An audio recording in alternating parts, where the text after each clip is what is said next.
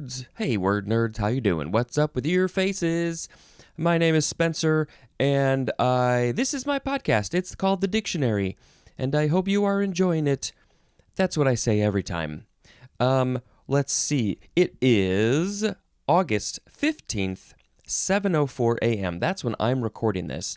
I'm in my work office. This is very much not when this episode is airing. Hey, I'm a little tired, but I'll try and bring up the energy. I don't know why, but we have to start this episode with the synonym information for the first form of the word elastic, which was an adjective. Okay, synonym time. Elastic, resilient, springy, flexible, and supple mean able to endure strain without being permanently injured. This could be a whole range of things. Elastic implies the property of resisting deformation by stretching, as in, we're going to have to do a page flip here, an elastic waistband. And wow, that page went really far over to the side. Resilient implies the ability to recover shape quickly when the deforming force or pressure is removed, as in a resilient inner sole. Inner sole, it's all one word. Is this is the sole in your shoe, maybe? So when you take away the pressure of your foot, the inner sole goes whoop, back to its original shape. Your sole is resilient. Springy stresses both the ease with which something yields to pressure and the quickness of its return to original shape, as in, the cake is done when the top is springy. So, it yields to pressure, it goes down, but then it goes boing, it goes back up to its original shape. That's how I want all my cakes to be. Springy cakes. Flexible applies to something which may or may not be resilient or elastic, but which can be bent or folded without breaking, as in flexible plastic tubing. You can bend it, you can do the stuff with it, and it's not gonna break. But also, it might not be resilient or elastic. It's not a thing that you can necessarily press down on and it's going to bounce back. It's a different kind of way to think about this. Supple applies to something that can be readily bent, twisted, or folded without any sign of injury, as in supple leather. You could also take all of these words and put them into non-physical things. I think we talked a little bit about that in the previous episode. It could be, your emotions, your personality, other things like that. They don't always have to be physical things. Okay, I hope that was all very interesting to you. The sound effect, I'm gonna go, woohoo! That'll be the sound effect in this episode. There's a new word coming. There's a new word in this town. We have the second form of elastic. This one is a noun from 1847, 1A. Easily stretched rubber, usually prepared in cords, strings, or bands. So you're calling this thing an elastic. I don't know if I've ever heard this type of noun before. 1B, the synonym is rubber band. Rubber band, rubber band, rubber band, rubber band. 2A, an elastic fabric usually made of yarns containing rubber. And we know rubber and rubber bands, those are all very elastic and stretchy and resilient and flexible and supple. So yeah, elastic. Okay, 2B, something made from this fabric. What type of fabric is this? It's elastic. It's called elastic, and the yarns have rubber in them. I mean, I can think of stretchy fabrics. Elastic, I mean, there's like, I'm really trying to stretch my brain to think if I've heard of something just called elastic. Yeah, it's elastic paper, elastic. I think so. Have I used it as an adjective to describe a thing that fabric is very elastic, or that's called elastic? It's a weird one. Yay! Woohoo! Next is elastic fiber. This will give us more information. It is a noun from 1849, 2 years after the noun elastic. It is a thick, very elastic, smooth, yellowish, anastomosing fiber of connective tissue that contains elastin. So this, I believe, would be maybe the stuff in your body in a physical living creature, because we did have, in the previous episode, we had elastase, an enzyme especially of pancreatic juice that digests elastin, and elastic fiber is a thick, elastic, smooth, yellowish fiber of connective tissue that contains elastin. So yeah, I think it's just a thing that allows your body to move and stretch and stuff. Some people maybe have more than others.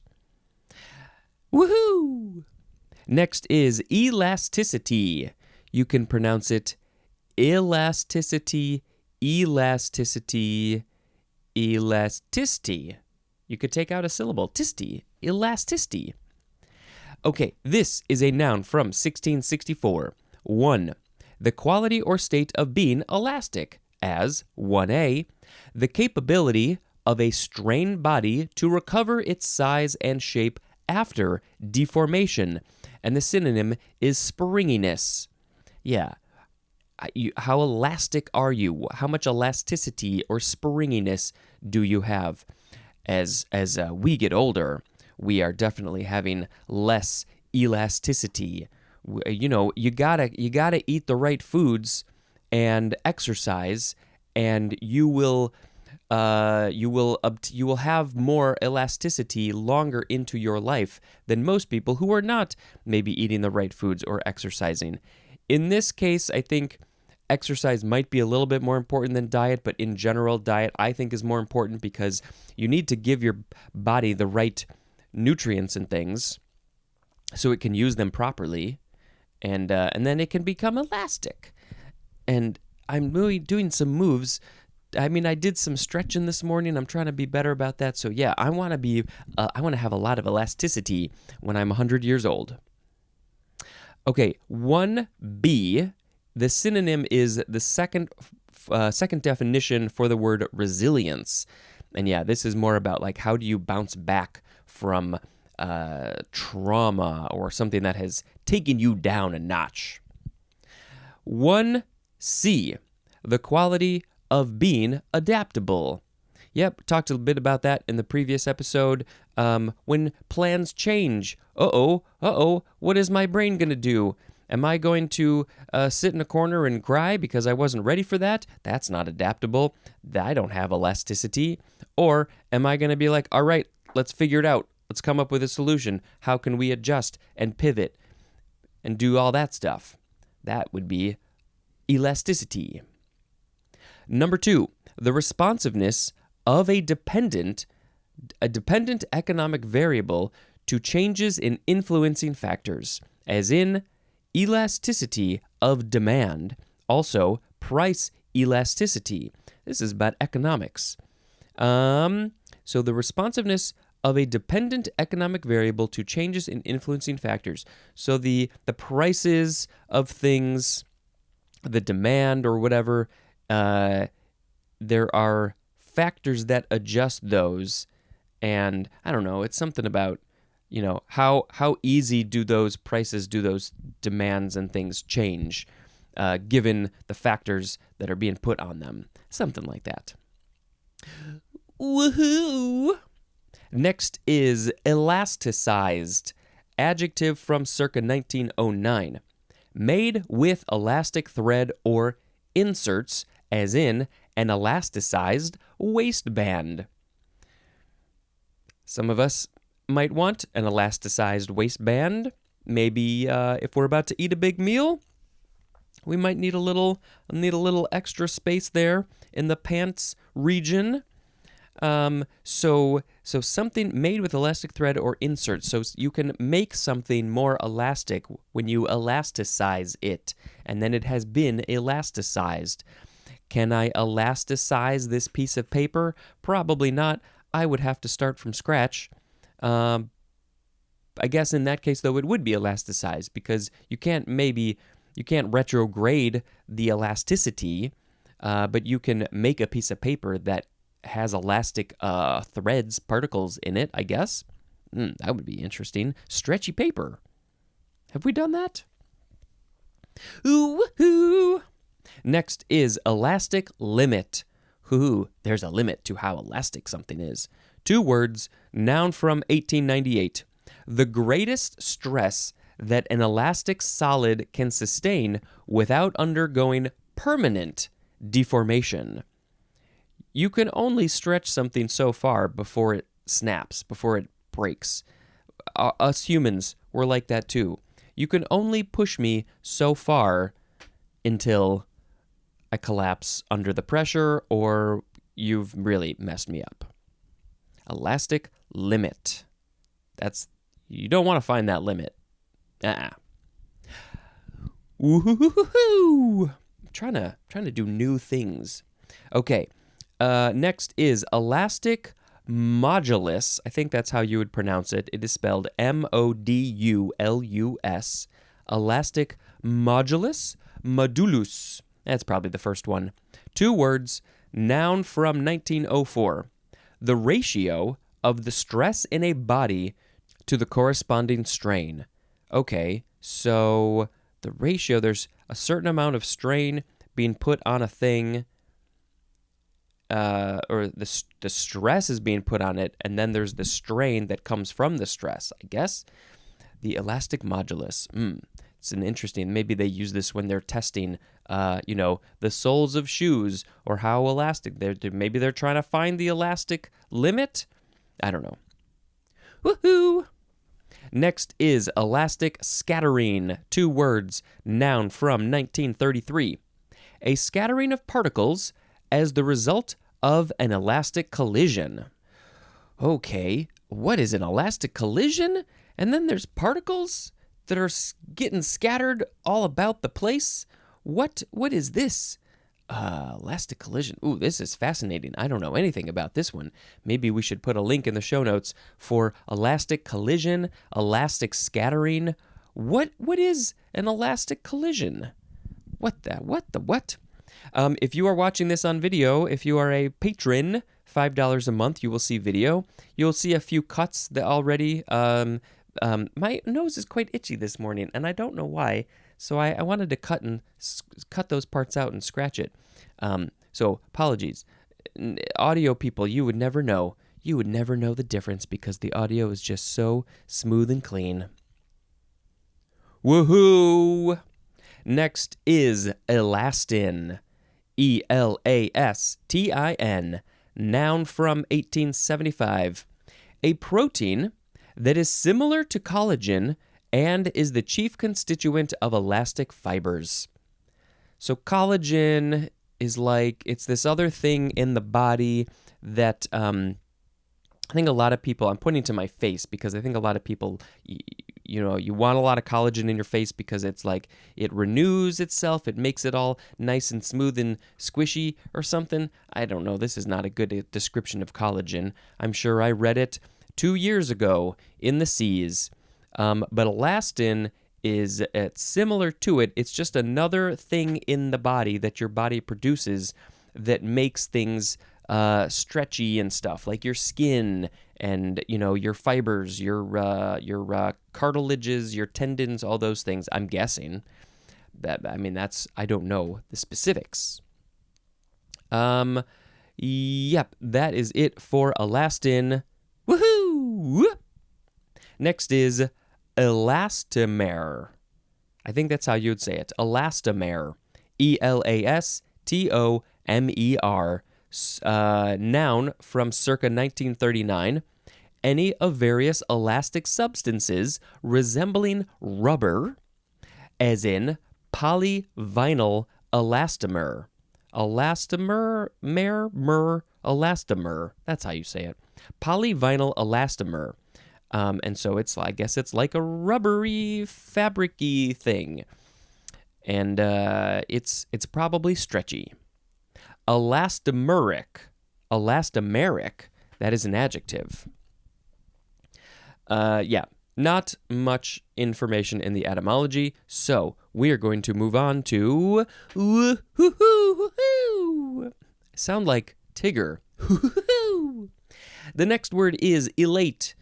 You can say elate, and I would say if you want to say elate, that's fine too.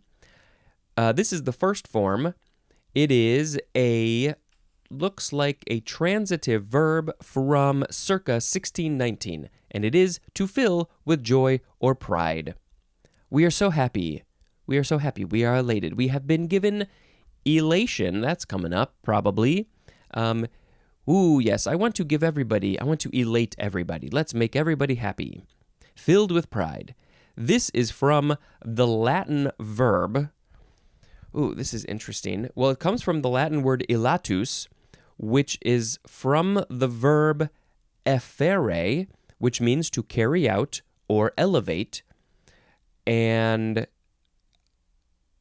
okay, this is so weird. So the word elatus is from the e prefix plus latus, and I guess latus is from the verb fere. So effere was to carry out or elevate. Fere is to carry. How that got connected to elatus, I'm not sure what happened there. There's more at the words tolerate and bear. Like, I am bearing this weight on me, and I'm very elastic, so I'm going to come out of that situation.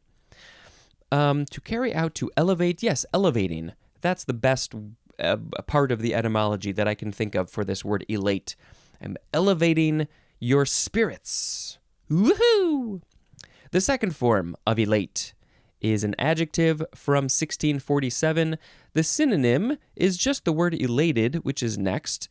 As in, we have a quote, I smiled to myself and felt elate. And that is from Charlotte Bronte. I think Bronte has the two dots, the umlaut thing over the E. And so Charlotte felt elate. Now, that sounds weird to my brain because I would want to say elated because it is the synonym. So I think this is just an old way to say elated.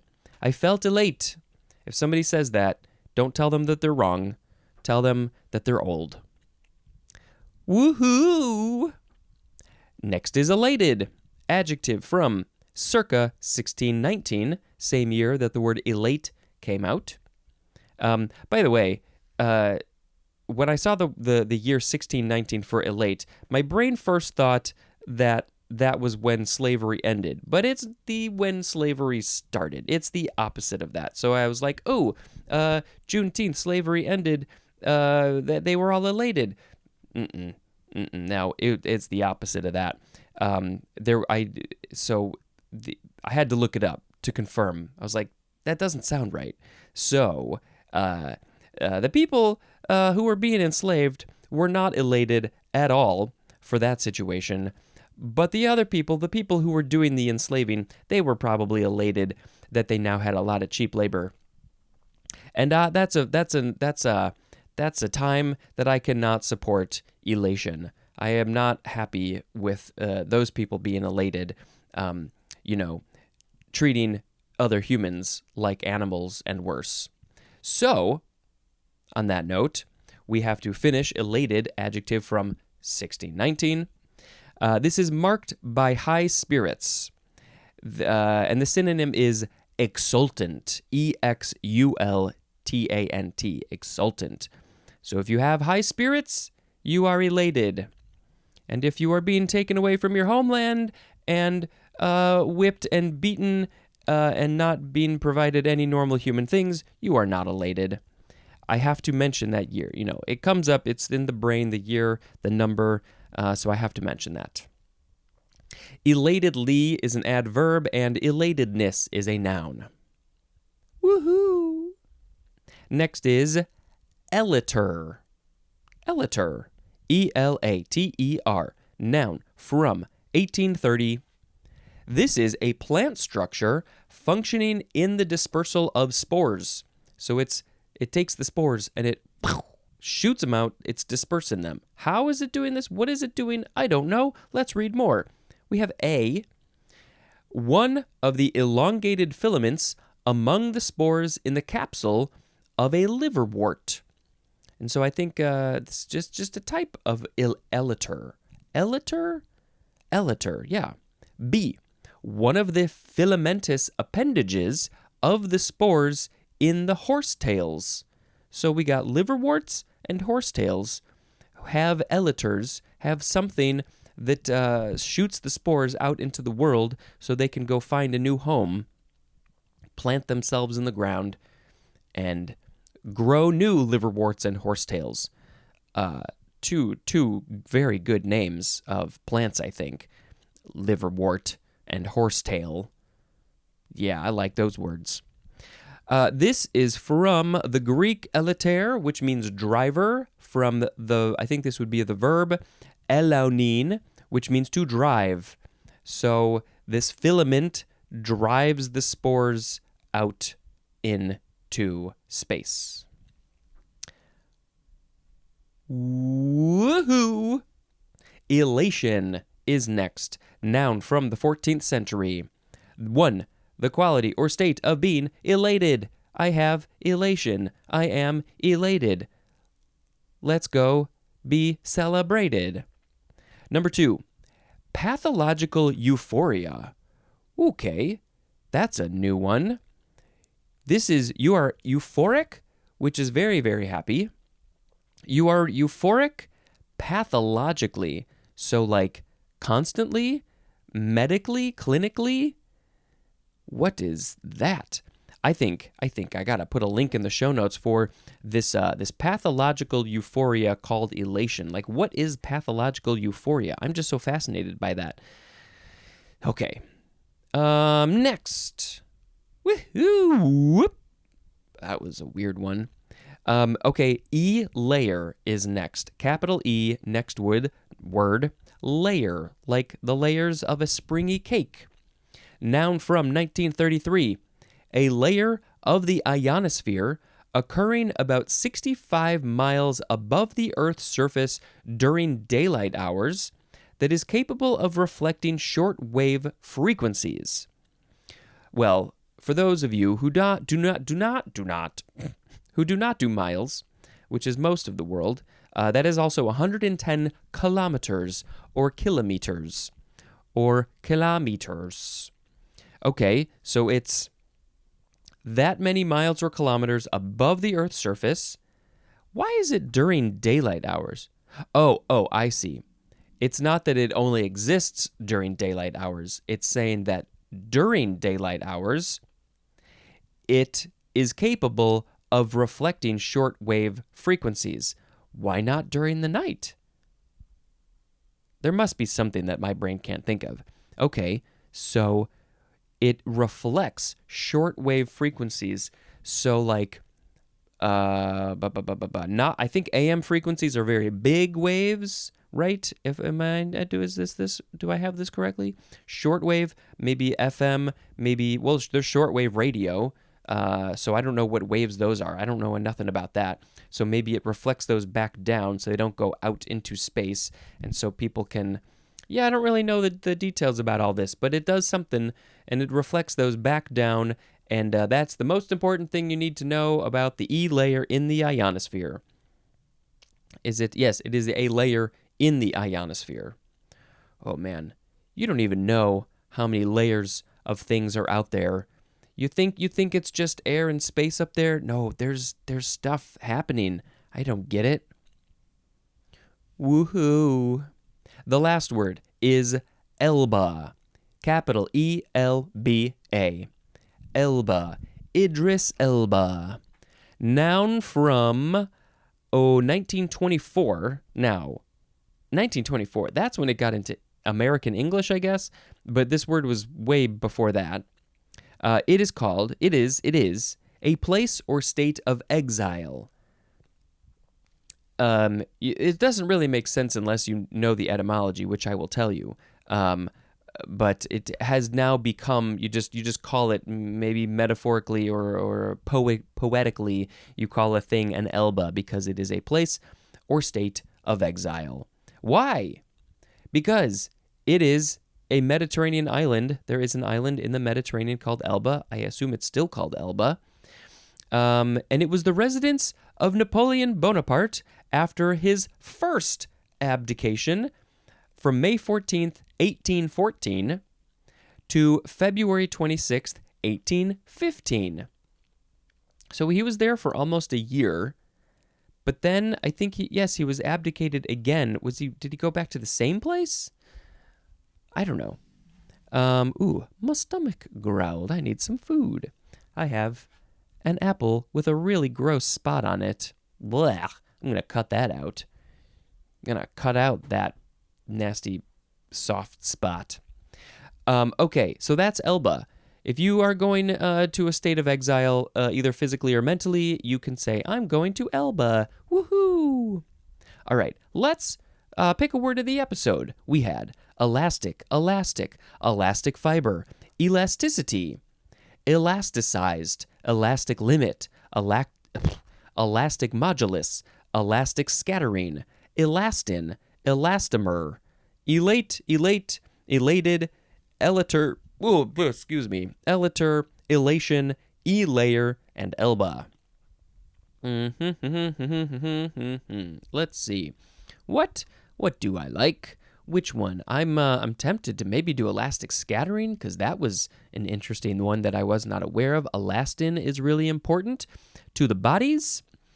Elasticity is interesting.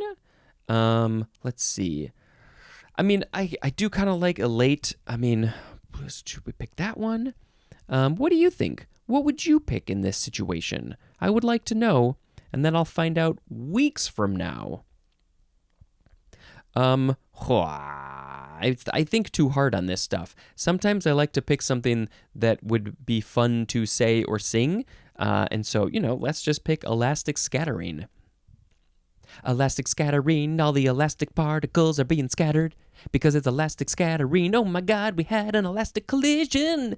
The collision made the particles scatter all around the elastic particles. They are elastin. Maybe, I don't know what these particles are, but they're elastics and they've been scattered. Elastic scattering. Let's talk about another movie I watched. Okay, I don't know if I mentioned this, but this list of movies that I'm reading off to you is so old. I'm reading you things that I watched back in July of 2023. And so I finally have gotten to July 20th, we watched Barbie for the first time. And at the time of recording, we have seen it 3 times in the theater. I don't know if there's going to be a 4th, but I would be fine with that. And I mean, what can I say about Barbie? I mean, it's just so good and smart and clever and funny, and it's pissing off a lot of people, which I really appreciate. I am elated about it pissing off this certain group of people because this is how I think about it. If you don't at least appreciate this movie for what it is doing and what it is saying, then I can't deal with you. I don't know. How can you not at least appreciate it on some level? I don't expect you to love it or even like it, but if you appreciate what it's doing or saying, I'm good with that. I could talk for a long time about Barbie. Important movie. Very important, but done in such a fun way. And where my Allen's at? I should have been wearing my Allen shirt. I haven't washed it yet. I just received it, but it hasn't been washed yet. One of these days I'll wear my Allen shirt. Cuz I would say I'm more of an Allen than a Ken. I think what are you? Who are you? Who are you? Who are you? I will put a link in the show notes for a very silly video I made where I did a dramatic reading of the song "I'm Just Ken," and I just think that song is so funny, and so I was like, oh, it would be funny to do a dramatic reading of it, so I did, and it's up there, and it's a song that I like to sing. It's very fun. That is going to be the end of this episode. Thank you very much for listening, and until next time, this is Spencer dispensing information. Goodbye.